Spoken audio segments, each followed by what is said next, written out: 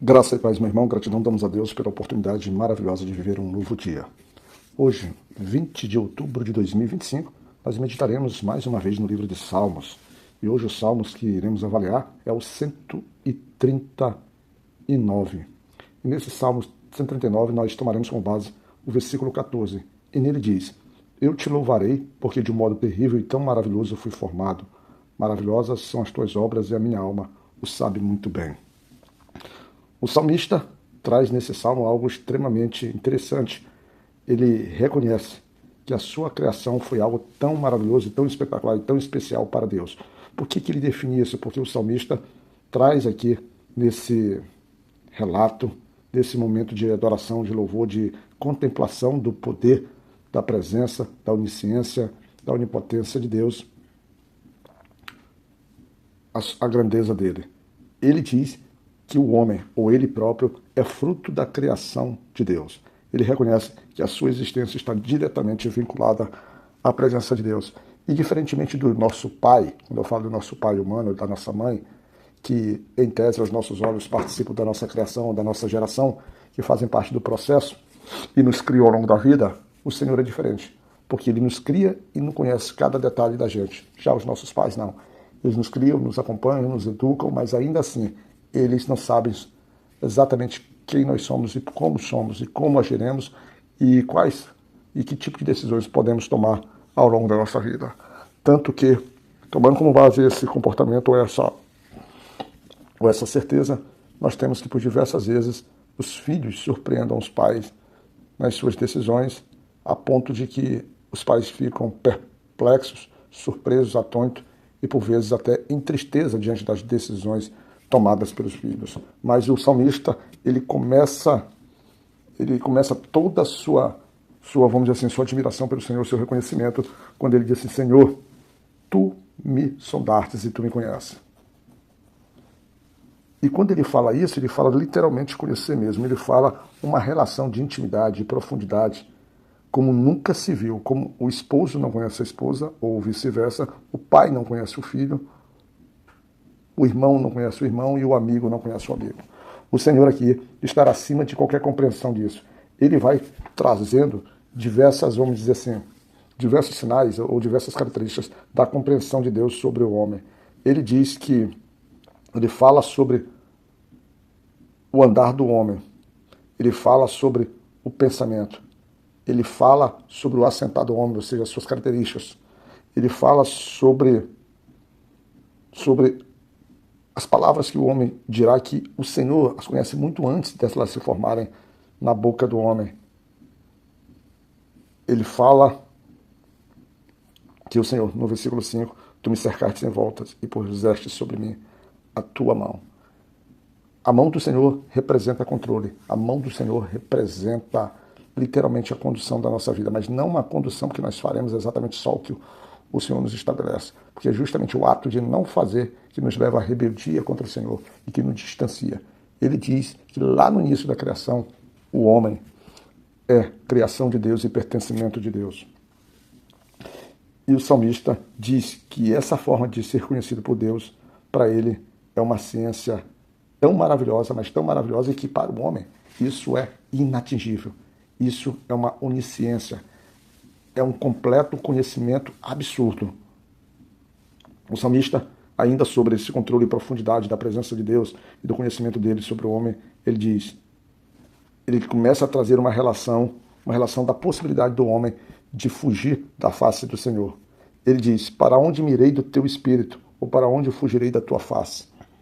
Eu gosto desse versículo porque por diversas vezes a gente fala, a fim de exemplificar para o homem que está andando com Deus, é fundamental estar andando alinhado aos seus pensamentos, aos seus propósitos, é fundamental para uma vida de, vamos dizer, uma vida de sucesso espiritual e por vezes também de sucesso material. A gente fala isso para tentar justificar, dizer assim, mas ele andou longe da presença do Senhor, longe do caminho do Senhor. Mas quando a gente fala isso, a gente está falando do homem que toma decisões contra Deus, porque o próprio salmista aqui traz que não há lugar para onde ele possa ir na face da terra, que ele possa se esconder do Senhor. Isso tanto faz se ele ir para o céu, tanto faz se ele fizer a cama dele, ou seja, se ele for entregue à sepultura, tanto faz se ele fugir para o mar,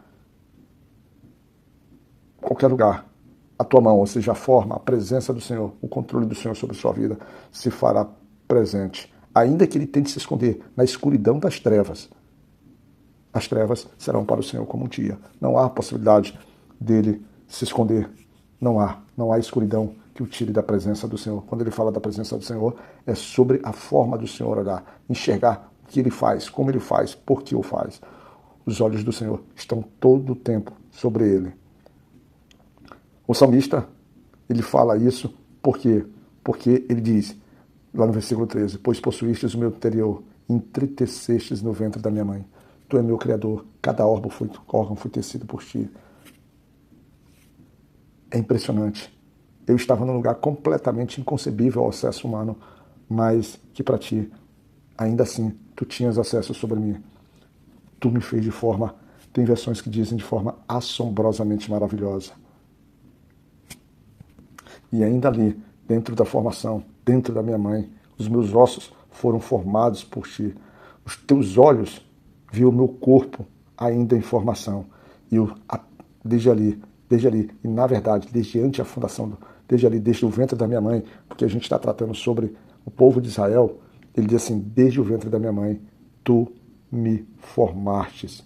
Tu foi escrevendo cada dia da minha vida, ainda que eles ainda nem existissem, mas em ti eles já ganhavam forma.